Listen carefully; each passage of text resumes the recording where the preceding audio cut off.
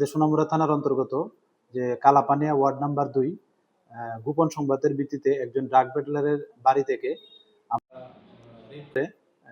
মোট 146 বোতল নিষিদ্ধ অ্যাসকপ কফ সিরাপের বোতল উদ্ধার করি। আর এই নিয়ে আমাদের সোনামুড়া থানাতে একটা এনডিপিএস দ্বারা মামলা নেওয়া হয়।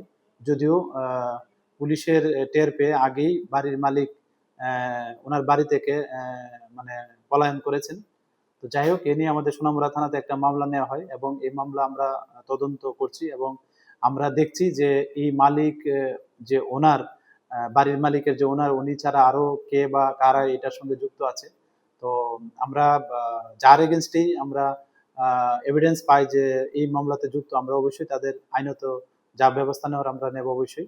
আর এটা আমরা সোনামুড়া থানা এবং আমাদের যে 11 ব্যাটালিয়ন টিএসআর আছে, আমরা সম্মিলিত